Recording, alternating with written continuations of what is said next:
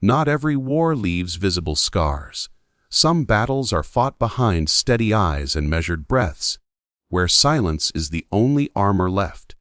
The SEAL medic had seen chaos before, men screaming in pain, the sound of bullets slicing the night, the trembling of hands clutching at life. But when he found her, bleeding, quiet, and still, something inside him paused.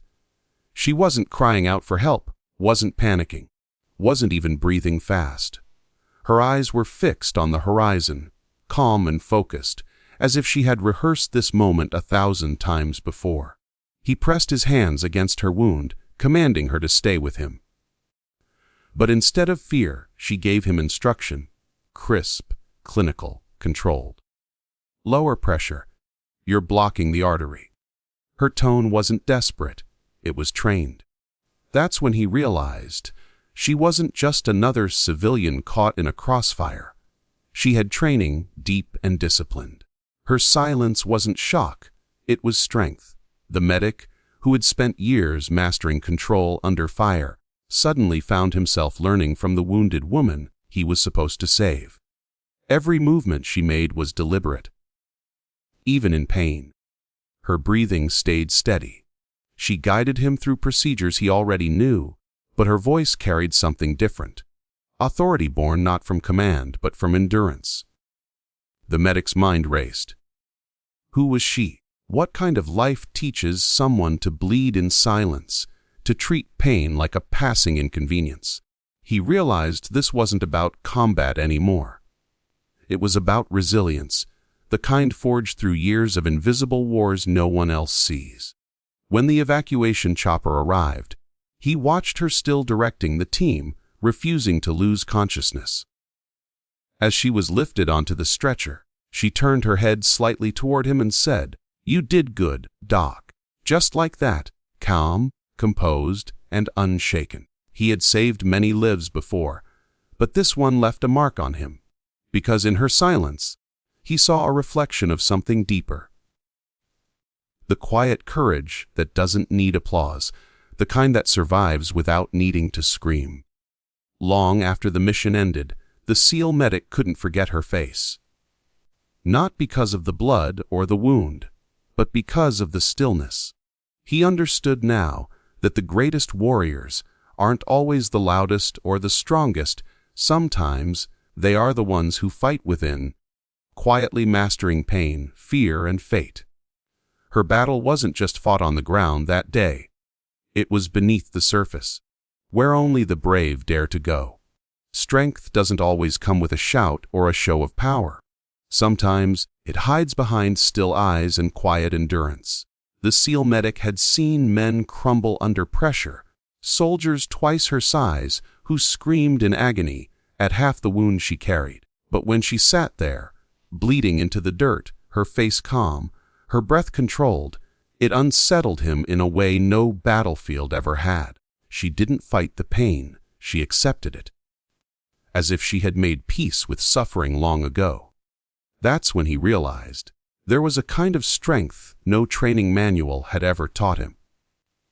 He knelt beside her, ready to stabilize her, but she didn't let him rush.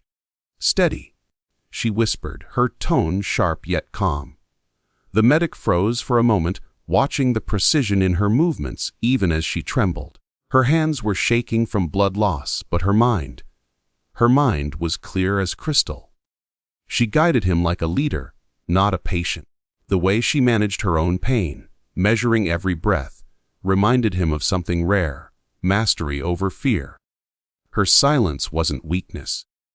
It was discipline. It was the face of a fighter who'd learned that panic kills faster than any bullet. He began to understand that the strongest people are often the quietest in crisis. They don't waste words, they conserve strength. He saw it in her. The years of hardship, the weight of battles unseen, and the calm that comes from surviving too much. Every scar on her body told a story, but the most powerful one was written in her stillness. That kind of strength doesn't come from muscle or training. It comes from living through storms that never made the news. As the medic treated her wound, he found himself humbled. He had always believed strength meant control. Control over chaos, over fear, over others. But she showed him another kind of control. The ability to stay composed when everything inside you is breaking. She didn't need to speak for her courage to be seen. It was there, in the way she refused to let pain dictate her actions, in the way she met his eyes without flinching. She wasn't just surviving. She was teaching him, without saying a word, what true resilience looked like. When she was finally airlifted to safety, the medic stood in silence, watching the helicopter fade into the distance. The battlefield grew quiet, but his mind wasn't. He realized that strength doesn't always roar. Sometimes, it whispers through gritted teeth and steady hands. The world celebrates loud heroes, but it's the silent ones who keep it standing. From that day on, every time he treated a soldier, he remembered her face. Calm, bleeding, unbroken. The silent face of strength. He had treated men torn apart by shrapnel, soldiers gasping for their last breath, comrades crying out for their mothers. Nothing could shake him anymore. Or so he believed. The SEAL medic had trained to move through chaos like a machine, calm, precise, unflinching. But that night, under the dim red light of the extraction zone, he saw something that made his heart stop. A woman, bleeding badly, yet sitting upright, her gaze unwavering. There was something in her composure that didn't belong on a battlefield.